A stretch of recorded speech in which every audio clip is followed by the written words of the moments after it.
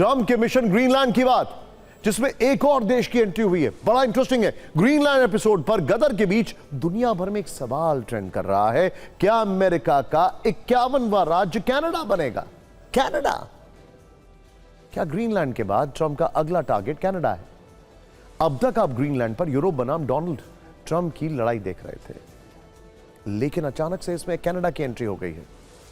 Canada के साथ America लगभग 8,891 किलोमीटर की सीमा साझा करता है। यह दुनिया का सबसे लंबा इंटरनेशनल बॉर्डर है। सवाल यह है, ऐसा क्यों कहा जा रहा है कि ग्रीनलैंड पर कब्जे के बाद कनाडा का नंबर आ सकता है? पश्चिमी मीडिया में छप रही रिपोर्ट्स में अमेरिका के कुछ टॉप अफसरों के हवाले से दावा किया गया है कि ट्रंप कनाडा को लेकर गंभीर हैं और हाल के दिनों में उन्होंने निजी बातचीत में कई बार इसकी चर्चा की है। पश्चिमी मीडिया के मुताबिक डोनाल्ड ट्रंप का मानना है कि रूस और चीन से कनाडा अपनी रक्षा नहीं कर सकता है। यही दलील वो ग्रीनलैंड को लेकर भी देते रहे हैं। मतलब चाहे कनाडा हो या ग्रीनलैंड, दोनों को लेकर ट्रंप को यही लगता है कि रूस और चीन, मैं 2 बार चीन क्यों बोल रहा हूं आगे बताने वाला हूं, चीन से कनाडा अपनी रक्षा नहीं कर सकता है और रूस से भी, इसीलिए अमेरिका का हक तो बनता है। उनकी इस थ्योरी के लीक होने के बाद कनाडा को लेकर अटकलों का नया दौर शुरू हो गया है। वैसे भी पिछले साल जब वो राष्ट्रपति बने थे, तब भी उन्होंने अपना ये प्लान सबके सामने रखा था। सवाल है कि कनाडा पर ट्रंप की टेढ़ी नजर क्यों है? कनाडा के पास तेल, गैस, खनिज और पानी जैसे प्रचुर प्राकृतिक संसाधन है। कनाडा अगर हिस्सा बन गया तो उत्तरी अमेरिका में अमेरिकी शक्ति का विस्तार होगा। चीन और रूस के बढ़ते प्रभाव को रोका जा सकेगा। आर्कटिक क्षेत्र में अमेरिका का प्रभुत्व बढ़ेगा।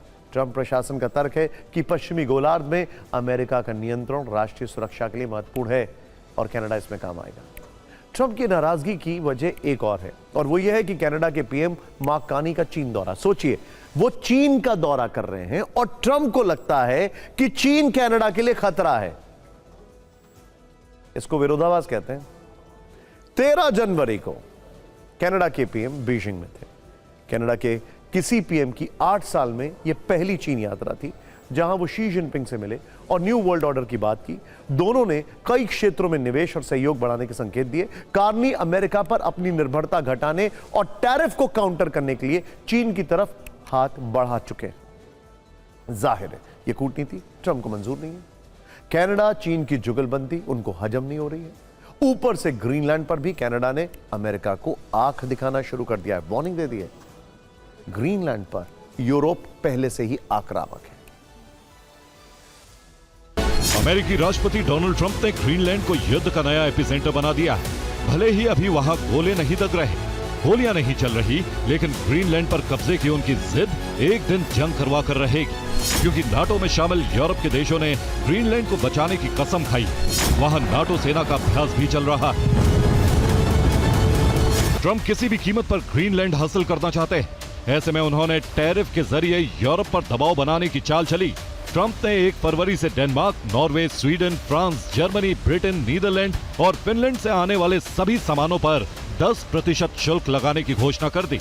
यही वो देश हैं जो ग्रीनलैंड के साथ और अमेरिका के खिलाफ खुलकर खड़े हैं और अब ट्रंप के टैरिफ को भी खुली चुनौती दे रहे हैं। France, Britain, Germany, Sweden, Denmark और इटली ने ट्रंप के बयान की आलोचना की। इन देशों ने ग्रीनलैंड पर डेनमार्क के अधिकार की पुष्टि के साथ जरूरत पड़ने पर जवाब देने की चेतावनी दी। डेनमार्क की प्रधानमंत्री जेंस फेडरिक नीलसन ने एक पोस्ट में लिखा, ग्रीनलैंड के भविष्य का फैसला सिर्फ वहाँ के लोग करेंगे। यूरोप को कोई भी देश ब्लैकमेल नहीं कर पाएगा। साफ है कि ट्रंप की टैरिफ वाली कूटनीति बैकफायर कर सकती है, क्योंकि यूरोप पहले से ज्यादा आक्रामक है और अभी की स्थिति ये है कि ग्रीनलैंड पर ट्रंप रुकेंगे नहीं, यूरोप झुकेगा नहीं।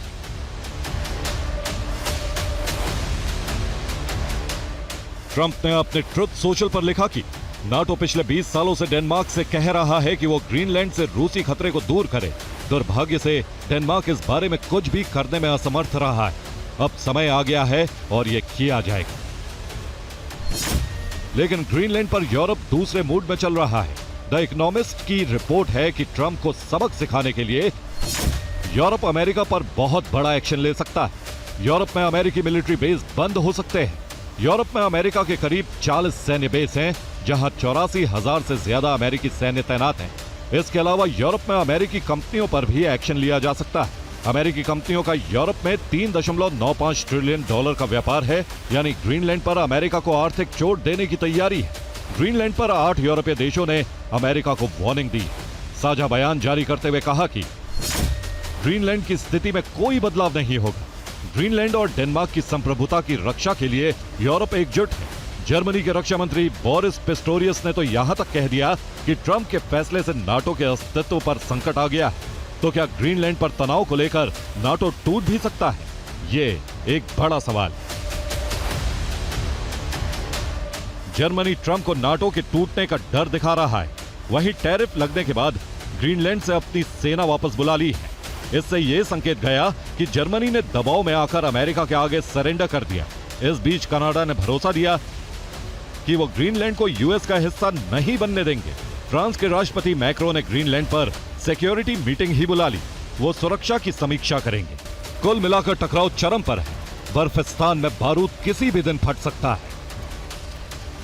Bureau report, TV9 Bharatvarsh. इस सब के बीच में एक बड़ी खबर आ रही है। ग्रीनलैंड पर जर्मन चांसलर मर्ज का बड़ा बयान आया। डेनमार्क और ग्रीनलैंड हमारी एकजुटता पर भरोसा कर सकते हैं। हम अमेरिका से बातचीत का समर्थन करने के लिए तैयार हैं। संप्रभुता और क्षेत्रीय अखंडता के आधार पर बातचीत का समर्थन होगा।